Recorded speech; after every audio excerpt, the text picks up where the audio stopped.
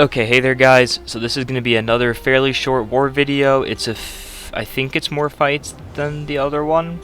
Yeah, I think it's more fights, but it's again a very fast champion. Is pretty much the only champion I'm using here. So I'm putting on some solid boosts. I don't know why I was putting on those. I think it's just because I was buying them with units for the past little bit. I was just buying those regular boosts from the war store. It's getting costly though, so I'm trying to find my other boosts for, you know, the cheap boosting.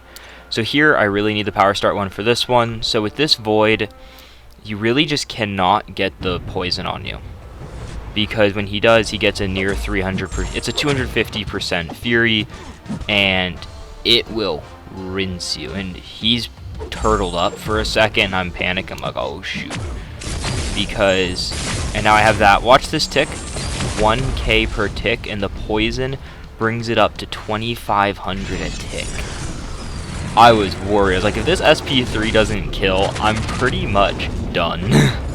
Like, and because he went turtle there in the middle for a little bit, my SP2 ended up being during his poison, but the SP3 itself does 130,000, so it kind of killed him. You know, it finished him off very quickly. I put on half suicides because, as I said, you do not want the poison on you. It's going to melt you. As you saw from a debuff, it would have been doing so much damage to me, because it counts for voids, debuffs, because it's void. So that fight I wasn't too worried about because I know CGR is really good for it. I was not overly worried going into this fight, but this fight ended up being problematic for me. So I'm actually going to slow most of this fight down to show where I go wrong. First place, I haven't awakened Nimrod yet. That's where I started off by going wrong. Then I also kind of forgot, for this node, you're supposed to parry heavy with Nimrod. It's a very rare instance where you do it. It lets you build up to your second bar of power very quickly without giving him many charges, so you don't have to worry about him going over. You get extra power per hit and all the great stuff like that. And because of that, he has 15% health left. So I actually mistimed my light intercept there, but thankfully I have the unstoppable. But now I'm down at like 50% health. And he's actually regenning up because, well, it's Weapon X. Actually, I don't know why I wasn't removing all of them. But now right here, I throw the S-put, I'm like, I'm finish. Wait.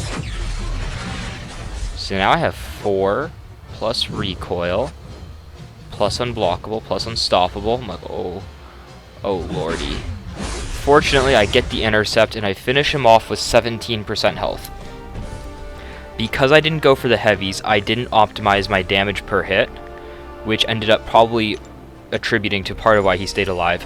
If I had literally duped him, Sig 1 would have actually finished off that fight. So I really should awaken my Nimrod. That's a very big thing. And then, because I wasn't able to remove some of his regens, I wasn't able to kill him before getting back up to my SP1, which triggered the indestructible buff from whatever it's called. It's like Feat of Indestructible 1, I think. It's just when you get at Power Bar 1, they go indestructible. And then I threw that SP1, giving me a ton of incinerates, thinking, hey, this is going to kill him, right? Wrong. Throw. Bad. So, as I did last war with Archangel, when you put on the white Magneto boost here, it allows you to parry and it'll stun him. I have to reapply my Power Start 1 boost, I think is what I put back on. I kind of wasn't 100% paying attention to which boost I used. I think it was that one. I still have all my power back boosts on and stuff, so technically I don't get why it happens like this. Oh, I put on an invul or something, I guess. I don't get why it happens like this. When you armor break a Nihilus, it's actually supposed to remove his rod, as you just saw right there.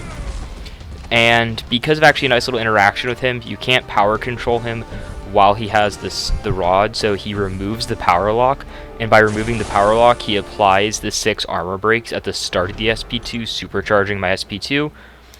This fight was, I had an idea going into it. So the main issue thing, when you parry, you get the disorient and you might fail your parry. So I know I really just have the one safe parry and one kinda safe parry, so I'm going to start off with my heavy, and I see the stun, so I go in very quickly, and here I was lucky enough to actually get it all 3 times, which is very lucky if I'm being honest. Joe has a very big health pool, but I still get all the way back up to SP3. I go in for the SP3, and that finishes off my path. That finishes off my war. Oh wait, that was only 4 fights, not 5 fights. Yeah, another pretty quick war. CGR made it go super fast though. Would have loved to take a couple more fights, I guess, but I think I played that fairly well. It was mainly that Nimrod fight that really got out of hand. That was just, I let it get really out of hand because of a couple simple mistakes at the start. I keep doing that, is I'll make like a mistake at the beginning and it kind of like not derails the rest of the fight, but it makes it tighter than it should have been. For Loki actually played fairly well. They were very slow. Very slow. 15,000 seconds pretty much.